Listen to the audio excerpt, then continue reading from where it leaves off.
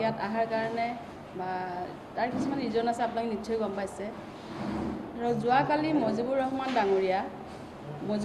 ডাঙৰীয়াই দুই এষাৰ কথা কৈছে আমাৰ, ধৰক প্ৰেছ আপোনালোকৰ জৰিয়তে দুই এষাৰ কথা কৈছে। যি আপোনাৰ পঞ্চায়ত নিৰ্বাচনটো গ'ল, পঞ্চায়ত নিৰ্বাচনৰ যিটো আপোনাৰ বৰকৈ ক'ব লাগিব, এইখিনি কাটিব লাগিব নেকি? 24টা বিজেপিয়ে গঠন কৰিলে হয়, এনেকুৱা নহয় নকৰিলে হয়, কিন্তু তেখেতে যদি লিগেলি কাম কৰিলে হয়, তেখেতে টকাৰ মানে হেৰি কৰিলে, টকা ল'লে, 4টা মেম্বাৰ খাৰা কৰিছে, 4টা মেম্বাৰৰ পৰা আপোনাৰ টকা লৈছে, টকা লৈ পেলাই এজনক আপোনাৰ টিকেটটো দিছে, এতিয়া আল্টিমেটলি আপোনাৰ 3জনেতো আপোনাৰ আপচাইড হ'বই। এটা মেম্বাৰৰ পৰা 3 লাখকৈ টকা লৈছে, AP মেম্বাৰবিলাকৰ পৰা 5 লাখকৈ লৈছে। ZPCটো আৰু ক'বলগীয়া নাই, একদম মানে অভাৰ ৰুল কৰি দিলে। ZPC 40 লাখ টকা ZPC পালে, প্ৰায় 1.5-2 কোটি টকা লৈছে। আৰু ৰিচেণ্টলি মই জনামতে কপিলী নাৰ্ছিঙৰ বেক চাইডে তেওঁ এতিয়া ৰিচেণ্ট 60 লাখ টকা দি মাটি আৰু বিল্ডিং কিনিছে মুজিবুৰ ৰহমানে, পঞ্চায়ত নিৰ্বাচনৰ পিছতে। এতিয়া তেখেতে নিজৰ ঘৰত বাখৰ পাতিব নোৱাৰে, ৰাইজে সদায় গৈ আছে, বিচাৰি আছে, ৰাইজে তেওঁক মানে মেম্বাৰবিলাকে যিবিলাক মানে হাৰিছে সেই মেম্বাৰবিলাকৰ পৰা টকা লৈছিলে জিকাই দিম বুলি। এতিয়া তেখেতে ঘৰত থকা তলা মৰা আছে তেখেতৰ ঘৰত। তেখেতে কালি আৰু এটা কথা কৈছিলে সংবাদ মাধ্যমত যে তেখেতে বাউন্সাৰৰ কথা যেতিয়া আহিছিলে তেখেতে কৈছিলে কিয় ক'ব বাউন্সাৰ নহয় মোক ভাল পায়। নাই, বাউন্সাৰটো 100% বাউন্সাৰ। আপোনালোকে কিয় কওক, যেতিয়া 3 তাৰিখে যিটো মোৰ ওপৰত মাৰপিট ঘটনা হৈছে, মোৰ গাড়ী ভাঙিছে, এই বাউন্সাৰখিনিয়ে ভাঙিছে। আপোনালোকে নিশ্চয় চাওক, আপুনি মোৰ তাতে আছে, মই দি আছোঁ। AGP নেতাও নহয়, BJP নেতাও নহয়, তেখেতৰ কিহৰ নেতা যে তেখেতে নিজে গম নাপায়। মাটি লোৱাটো তদন্ত এটা বিচাৰে নেকি আপুনি? মই নিশ্চয় বিচাৰোঁ। অকলে মাটি বুলিয়ে নহয়, তেখেতৰ তেওঁ এজন সাধাৰণ মানুহ, তেখেতৰ এজন ল'ৰা বাহিৰত পঢ়াই আছে, মানে ডক্টৰ পঢ়াই আছে বুলি গম পাইছোঁ, যিহেতু আমাৰ ভাল MLAও নোৱাৰে বাহিৰত পঢ়াবলৈ। আল্টিমেটলি আপোনালোকে বুজি পাইছে যে তেখেতে কিহৰ কাৰণে কেনেকৈ পাৰি আছে, মাটি কিনিছে, ঘৰ বনাইছে, তেখেতৰ ৱাইফ দুজনী। আৰু এটা ইয়াতে ৰহস্যময় কথা আছে আপোনালোকৰ ওচৰত, যেতিয়া মই টিকেট বিচাৰিছিলোঁ, টিকেটৰ আলোচনা হৈছিলে, তেতিয়া কাৱৈমাৰীত আপোনাৰ খেল মহাৰণ চলি আছিলে। কাৱৈমাৰীত যেতিয়া খেল মহাৰণ চলি আছিলে, আমাৰ এজন IS বিষয়া, আপোনালোকে নিশ্চয় জানে,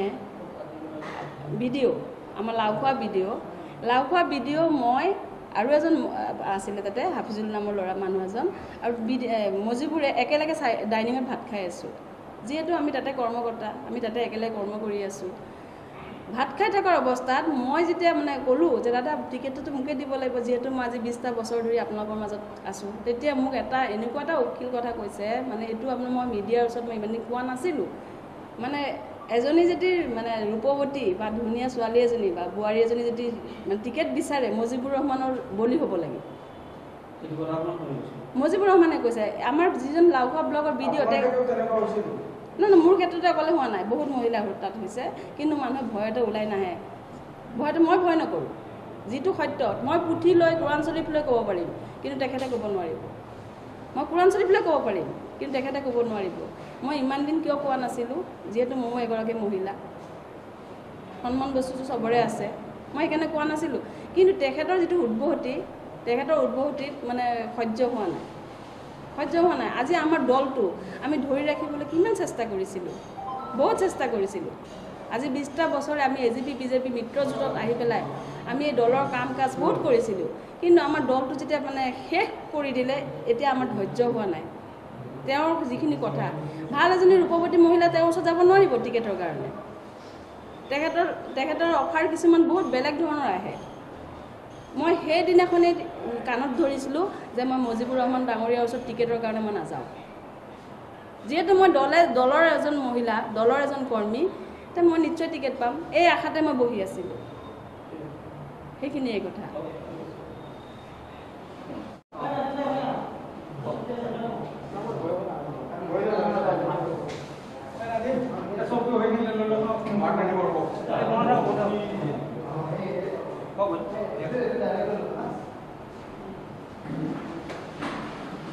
পোনপ্ৰথমে মই সংবাদ মাধ্যমক ধন্যবাদ জ্ঞাপন কৰিলোঁ আজি মই আপোনালোকৰ মাধ্যমৰ জৰিয়তে গোটেই অসমবাসীলৈ মই এটা বাৰ্তা জনাব বিচাৰিছোঁ।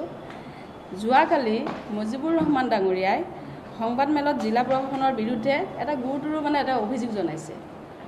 অভিযোগটো জনোৱাৰ কথাটো হৈছে কি, তেওঁলোকে যিটো আমাৰ ইলেকশ্যন, যিটো আমাৰ পঞ্চায়তৰ ইলেকশ্যন প্ৰক্ৰিয়া গ'ল, আপোনালোকে নিশ্চয় জানে, মোকো চিনি পায়। মই যিহেতু চামগুৰি সমষ্টিৰ নিৰ্দলীয় প্ৰাৰ্থীৰ হিচাপে মই তাতে অংশগ্ৰহণ কৰিছিলোঁ, মই নমিনেশ্যন দিছিলোঁ জিলা পৰিষদ হিচাপে। আজি যিটো কাউণ্টিঙত যিটো কটকটীয়া হোৱাৰ কাৰণে তেখেতে একদম আমাৰ প্ৰশাসনক দায়ী কৰি দিলে। প্ৰশাসনক দায়ী কৰাৰ কাৰণে আমি চবেই দুখিত হৈছোঁ। কিহৰ কাৰণে? যিহেতু আমিও তাতে আপোনাৰ প্ৰতিনিধিত্ব কৰিছিলোঁ, আমিও হেৰি কৰিছিলোঁ। মই নিৰ্দলীয় প্ৰাৰ্থী হিচাপে প্ৰশাসনে মোক বহুত সহায় কৰিছে। যিহেতু তিনি তাৰিখত চিংমাৰীত যিটো মাৰপিট ঘটনা হৈছিলে, এই মাৰপিট ঘটনাটোত মই জড়িত আছিলোঁ। মোকে মাৰিছিলে তেওঁলোকে। মোৰ এই হাত এখন এতিয়াও আপোনাৰ ফ্ৰেকচাৰত আছে, দুটা ল'ৰা আপোনাৰ ইনজৰ আছে। আপোনাৰ ICUৰ পৰা মই তেখেতক এতিয়া ৰিচেণ্ট আনিছোঁ। মই তেওঁলোকে প্ৰশাসনক এটাই কথাই মজিবুৰে এটা কথাই কৈছে যে প্ৰশাসনক দোষী কৰিছে। প্ৰশাসনক দোষী কৰা কোনো নহয়। প্ৰশাসনক মই চেলুট মাৰোঁ। কিয় কাৰণে? যিটো পঞ্চায়ত নিৰ্বাচন গৈছে কটকটীয়া হিচাপে বহুত শান্তিৰ পৰিৱেশত মই জীৱনত মই পলিটিকেলত ইমান দিন ধৰি মই আছোঁ। মই 3বাৰকৈ জিলা পৰিষদ খেলিলোঁ, কিন্তু এই 3বাৰ খেলাত মই প্ৰশাসনে ইমান ধুনীয়া কৰি সততাৰে মই আপোনাৰ কাউণ্টিঙত এনেকৈ হেৰি কৰা মই দেখা নাই। তেওঁলোকক মই চেলুট মাৰোঁ, যিহেতু আমাক বহুত সহায় কৰিছে তেওঁলোকে। আৰু তেওঁ এটা কথা কৈছে যে বিজেপিৰ মানুহখিনি এজেণ্টবিলাকক আমাৰ প্ৰশাসনে তাতে গৈ পেলাই কাউণ্টিঙত যাব দিয়া নাই, ইটো কৰা নাই, সিটো কৰা নাই। কিন্তু চব মিছা কথা। প্ৰশাসনে ৰুল ৰেগুলেশ্যনৰ ভিতৰত যিটো কৰে সেইটোৱেই কৰিছে। তাত উৎপাত তেওঁলোকে দুদিনমানৰ আগত কাউণ্টিঙৰ দুদিনমানৰ আগত যিবিলাক মেম্বাৰ খেলিছিলে, নিশ্চয় জানে চবেই, চব হাৰিছে। চামগুৰি সমষ্টিত চব হাৰিছে। হাৰাৰ এটাই ৰিজন, কংগ্ৰেছে তাত প্ৰাৰ্থী দিছে 1জন কৰি আৰু বিজেপিয়ে প্ৰাৰ্থী দিছে 3জন কৰি এটা ৱাৰ্ডত। 4জন 3জন এনেকৈ এটা ৱাৰ্ডত প্ৰাৰ্থী দিছে। আল্টিমেটলি আপোনাৰ আমাৰ বিজেপিৰ ভোটখিনি 4জনে ভাগ কৰি লৈ গ'ল। কংগ্ৰেছটো একদম নিশ্চিত হিচাপে জিকি গ'ল। মূল কাৰণ সেইটোৱেই, মুজিবুৰ ৰহমান ডাঙৰীয়াৰ ওপৰত দায়িত্ব দি দিলে। মুজিবুৰ ৰহমান ডাঙৰীয়া এজন 2008ত তেখেতে লাওখোৱা যিটো বুৰুগণ্ডা চাপৰি বুলি কয়, সেইটোত 2008ত তেখেত প্ৰেচিডেণ্ট আছিলে। প্ৰেচিডেণ্ট থকাৰ অৱস্থাত তেখেতে যিটো লুণ্ঠন কৰিলে কংগ্ৰেছৰ দিনত, তেখেত কংগ্ৰেছৰ আছিলে, কংগ্ৰেছৰ দিনত যিটো লুণ্ঠন কৰিলে, এই লুণ্ঠন কৰি 1.5-2 কোটি টকা তেখেতক ঘোটালা কৰি পেলাই তেওঁ কি কৰিছে, আপোনাৰ পটক কৰি যেতিয়া চৰকাৰ আমাৰ বিজেপিৰ আহি গ'ল, তেখেতে চৰকাৰৰ পিনে আহি গ'ল। বিজেপিত তেওঁ হেৰি কৰিলে। বিজেপিত আহি আৰু এটা কথা, এই বিজেপিত আহি পেলাই যিটো কংগ্ৰেছৰ দিনত তেওঁ গুণ্ডাগিৰি চলাইছিলে। কিছুমান আপোনালোকে নিশ্চয় জানে যে ধৰক চামগুৰি সমষ্টি যেতিয়া ৰকিবুল হুছেইন ডাঙৰীয়া পাৱাৰত আছিলে, 25টা বছৰত মিনিষ্টাৰো আছিলে, MLAও আছিলে। তেখেতে 25টা বছৰত এই মুজিবুৰ ৰহমান ডাঙৰীয়াক লৈ পেলাই কাম কৰিছিলে। আৰু মুজিবুৰ ৰহমান ডাঙৰীয়াই তেতিয়া যিটো গৰু চুৰ কৰিছে, গোহালিৰ পৰা মহিলাবিলাকক টানি আজৰি পেলাই অভদ্ৰামী কৰিছে, কৰাৰ পাছত কাৰোবাৰ ঘৰত গৈ টিংপাত খুলি আনিছে। এই গুণ্ডাৰাজটো মুজিবুৰ ৰহমান ডাঙৰীয়াই চলাইছিলে ৰকিবুল হুছেইনৰ সময়ত। যিহেতু আমি জানো, আমি ভালকৈ জানো, আমাৰ ডিপ্লু ৰঞ্জন শৰ্মাই নাজানে চাগে বিষয়ে। তেখেত এজন সন্মানীয় ব্যক্তি, আমি ৰেচপেক্ট কৰোঁ। আজি আমি কংগ্ৰেছ মুক্তি হ'বলৈ কাৰণে আমি ডিপ্লু ৰঞ্জন শৰ্মাক আমি MLA হিচাপে বহুত কষ্ট কৰিছিলোঁ। MLA পাবলৈ কাৰণে মই ৰাতিয়ে দিনে ৰেলী কৰিছিলোঁ, আপোনালোকে নিশ্চয় জানে। ৰাতিয়ে দিনে ৰেলী কৰি তেখেতক আমি অকলে মুজিবুৰ ৰহমান ডাঙৰীয়াই তেখেতক জিকোৱা নাই। আমাৰ সহযোগ আছিলে, আমাৰ পুৰণা কৰ্মীখিনি সহযোগ আছিলে। এই সহযোগতহে আপোনাৰ ডিপ্লু ৰঞ্জন শৰ্মা জিকিছে। হয়, তেখেতসকলে নিৰ্বাচনত গুণ্ডাগিৰি কৰিব নোৱাৰাৰ কাৰণে প্ৰশাসনৰ ওপৰত তেখেতে আপোনাৰ ভুল এটা হেৰি কৰিছে, জনাইছে। আৰু এটা কথা, প্ৰশাসনে মই ইলেকশ্যন যেতিয়া কাউণ্টিং হ'ব, কাউণ্টিঙৰ আগত মই প্ৰশাসনক জনাইছিলোঁ এপ্লিকেশ্যনৰ জৰিয়তে, এখন এপ্লিকেশ্যন দিছিলোঁ যে তেওঁলোকে বোলে জোৰ জবস্তি কৰি পেলাই ভোটখিনি লৈ যাব, আমাৰ মানুহখিনিক মাৰিব, প্ৰচাৰ কৰিব। এইটো মুজিবুৰে কৈছিলে, ৰেগিং কৰাৰ কথা কৈছিলে। ৰেগিং কৰা কথাটো হৈছিল, তেতিয়া আমি ভয় খাইছিলোঁ। যিহেতু আমি তাতে মই নিৰ্দলীয় প্ৰাৰ্থী আছিলোঁ, তাতে আপোনাৰ বিৰোধী এজন কংগ্ৰেছীও আছিলে, কংগ্ৰেছীজনৰ কথা মই ক'ব নোৱাৰিম, কিন্তু মই যিহেতু এজেহাৰ দিছিলোঁ, মই এখন এপ্লিকেশ্যন দিছিলোঁ ইলেকশ্যন কমিশ্যনাৰ আৰু আমাৰ উপায়ুক্ত বিষয়াক DC এপ্লিকেশ্যন দিয়া মতে তেখেতে মোৰ বহুত সহায় কৰিছে। এই মোৰ এপ্লিকেশ্যনতে তেখেতসকলে মই জানা মতে মানে ইমান কটকটীয়া কৰিছে, ৰেগিং কৰিব নোৱাৰা হয় সেইটো মই নাজানো, কিন্তু তেখেতে এতিয়া বৰ্তমান বাখৰ পাতি আছে, আপোনাৰ নগাঁৱতে বাখৰ পাতি আছে, যিহেতু তেখেতে আপোনাৰ হেৰিত থাকিব নোৱাৰে, শিঙিমাৰী ঘৰত থাকিব নোৱাৰে। শিঙিমাৰী ঘৰত নাথাকাৰ ৰিজন হৈছে তেখেতে এই মেম্বাৰবিলাকে বিচাৰি ফুৰিছে তেখেতক, যিসকল মেম্বাৰৰ পৰা টকা লৈছে এই টকা মেম্বাৰবিলাকে বিচাৰি ফুৰিছে। এতিয়া চাওক এই ভিডিঅ'টো চাওক, এই যে তেখেতৰ বাউন্সাৰ মজিবুৰ ৰহমানৰ বাউন্সাৰ, এইখিনি মই নিজে চিনি পাওঁ তেওঁলোকক, মজিবুৰ ৰহমানৰ বাউন্সাৰ হয় মোক আক্ৰমণ কৰিছে, আপোনালোকে নিজেই গৈ চাওক। কিন্তু মই এতিয়ালৈকে ন্যায় পোৱা নাই। মই এজাহাৰ দিছোঁ, মই পুলিচ ৰিপৰ্টটো লৈ আহিছোঁ আপোনালোকৰ ওচৰত, এইটো মোৰ পুলিচ ৰিপৰ্ট হয়।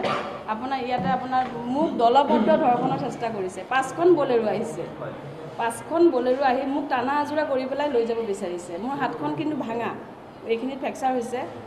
আৰু যিজন ল'ৰাই মোক ভিডিঅ' কৰিছিলে মানে মোক বচাবৰ কাৰণে, সেইটো মাইনৰ হয়, এইটো মোৰ কোনো ৰিলেটেড নহয়। সেই মাইনৰ ল'ৰাজনে ভিডিঅ' কৰাৰ কাৰণে সেই মাইনৰ ল'ৰাজনক মানে মোবাইলটো লৈ গুচি গ'ল, গৈ তিনিটা মাথাত কোব মাৰিছে, আপোনাৰ ইয়াৰ পৰা ইয়ালৈ 22টা চিলাই কৰিছে। মজিবুৰ ৰহমানৰ বাউন্সাৰ আছিলে, একদম মানে উপস্থিত মজিবুৰ ৰহমান গাড়ীত বহি আছিলে। আৰু আমাৰ পুলিচ প্ৰশাসন, ৰূপহীহাটৰ পুলিচ প্ৰশাসন আমাৰ ওচৰত ৰখি আছিলে, পুলিচ প্ৰশাসনৰ আগত মোক মাৰিছিলে। এইটো মই বহুত দুখিত যে যিহেতু আমাৰ অসমৰ এজনী মহিলা নাগৰিক সন্মান দিব লাগে। আপোনালোকে নিশ্চয় জানে যে বিজেপি চৰকাৰে নাৰীক সন্মান দিয়ে, বা ছোৱালী বেটী বচাও বেটী পঢ়াও, যিকোনো ক্ষেত্ৰত নাৰীৰ লগত জড়িত আছে বা নাৰীক বহুত সন্মান দি আছে। মই নিজেই জানো, যিহেতু মই ছ'চিয়েল ৱৰ্কাৰ, যেতিয়া মই বহুত জানা শুনা মই এজন ব্যক্তি। যিহেতু ইমানখিনি থকাৰ অৱস্থাত আজি মোক যিটো অত্যাচাৰ কৰিলে, দলবদ্ধ ধৰ্ষণৰ চেষ্টা কৰিলে, তেওঁলোকে মোক গাড়ীত নি পেলাই কিডনেপৰো চেষ্টা কৰিছে, আৰু 4 জাই গুলি ফুটাইছে। 4 জাই গুলি ফুটোৱাৰ পাছত মোক এটেম্প টু মাৰ্ডাৰ, মোক মাৰি পেলোৱা ধান্দা কৰিছিলে তেওঁলোকে। এই আপোনাৰ মজিবুৰ ৰহমানৰ আপোনাৰ বাউন্সাৰে, বাউন্সাৰ নহয় কি তেওঁলোক বাউন্সাৰে, যিহেতু তেওঁলোকৰ গাড়ী যেতিয়া লাখুটি থাকে, বন্দুক থাকে, একদম এইটোতো বাউন্সাৰে হ'ব লাগিব। আৰু এই গুণ্ডা বাহিনীখিনি আপোনালোকে নিশ্চয় দেখি আছে, ৰকিবুল হুছেইনৰ পৰাজয়ৰ ক্ষেত্ৰতো এই গুণ্ডা বাহিনীখিনি আছিলে, মজিবুৰ ৰহমান ডাঙৰীয়াই আছিলে। আজি আমি কি বিচাৰিছিলোঁ? আমাৰ সমষ্টিটোৰ উন্নয়নৰ ক্ষেত্ৰত, আমাৰ ভাল কাম হোৱাৰ ক্ষেত্ৰত আমি বিচাৰিছিলোঁ আমাৰ যিখিনি পুৰণা কৰ্মী আছিলে, AGP বিজেপি কৰ্মীখিনিয়ে, এই কৰ্মীখিনিয়ে আপোনাক কি বিচাৰিছিলে? এটা সুসমাজ বিচাৰিছিলে। কিন্তু তেখেতে আমাৰ ডিব্ৰু ৰঞ্জন শৰ্মা ডাঙৰীয়া, তেখেতে ইমানখিনি মজিবুৰ ৰহমানৰ কথা নাজানে বুলি কওঁ, তেখেতক আমি সন্মান কৰোঁ, কিন্তু আমি এটা মুক্ত আসন বিচাৰিছিলোঁ, মুক্ত সমাজ বিচাৰিছিলোঁ। কিন্তু এই সমাজ বিচাৰৰ প্ৰতিফল মানে মজিবুৰ ৰহমানৰ দায়িত্ব দিয়াৰ কাৰণে আজি এই প্ৰতিফলটো। নাই, এনেকৈ যদি ধৰক গুণ্ডা বাহিনীয়ে যদি আমাক অত্যাচাৰ কৰি থাকে, আজিকালি আপোনালোকে জানে যে আমাৰ মাইনৰিটি এলেকাত, সংখ্যালঘু এলেকাত আজি চব পঢ়া শুনা মানুহ, কোনো গুণ্ডা বাহিনী ভাল নাপায়, মাদাৰ ভাল নাপায়। চামগুৰি সমষ্টিটো বুলিলেই আপোনালোকে জানে তাতে গুণ্ডা বাহিনীৰ একদম মানে পূৰা এটা ঢৌ আছে। আজিকালি অলপ পৰিণতি হৈছিলে, ভাল হৈছিলে, কিন্তু হোৱাৰ পাছতো মজিবুৰ ৰহমান ডাঙৰীয়া আহি আকৌ এই আপোনাৰ বাউন্সাৰবিলাক লৈ পেলাই আপোনাৰ আকৌ পৰিৱেশটো নষ্ট কৰি দিলে। আমি মুক্ত বিচাৰিছিলোঁ, মুক্ত বিচাৰি আমি ডিব্ৰু ৰঞ্জন শৰ্মাক আমি আনিছিলোঁ, আমাৰ ভাল এজন MLA হিচাপে আমাৰ সমাজৰ কাম কৰি নিব বুলি ভাবিছিলোঁ। কিন্তু এটাই কথা দুখিত, মানে তেওঁ ইমানখিনি নাজানা কৰি ঘপককৈ মজিবুৰ ৰহমান ডাঙৰীয়াক যেতিয়া ধৰক মানে দায়িত্ব দি দিলে। আৰু এটা কথা, দায়িত্ব পোৱাৰ পাছত তেখেতে CMে যিখিনি মানে এক্টিভিটিছ কৰে, CMৰ এইটো বেলেগ কথা, CM তেখেতৰ যিখিনি কাম চব CMৰ লগত জড়িত। CMে যেনেকৈ কৰে, আপোনালোকে নিশ্চয় দুদিনৰ আগত গম পাইছে বেৰিকেডটো, তাৰ ঘৰৰ মুখত যিটো বেৰিকেড, পুলিচ প্ৰশাসনে বেৰিকেড দিয়া নাই, তেখেতে নিজে বনাই লৈছে, তে ইমান অথৰিটি পাই গ'ল তেখেতে, নিজে বেৰিকেড এটা বনাই তেখেতৰ ঘৰত, মানে কি এনেকুৱা এখন গাড়ী বা ৰাইজ গ'লে তাৰ ঘৰত সন্মুখত ব্ৰেক মাৰিহে যাব লাগিব, মানে এনেকুৱা কণ্ডিশ্যন কৰিছে। আৰু যিবিলাক আমাৰ CMৰ আমাৰ হোৰ্ডিং আছে, CM আমাৰ যিবিলাক মিনিষ্টাৰ বা পিয়ুষ হাজৰিকাৰ পৰা লৈ যিমানখিনি আছে এই হোৰ্ডিংবিলাকৰ তলত চব মুজিবুৰ ৰহমান মানে তেখেতে কি বিচাৰে CM হ'ব বিচাৰে নেকি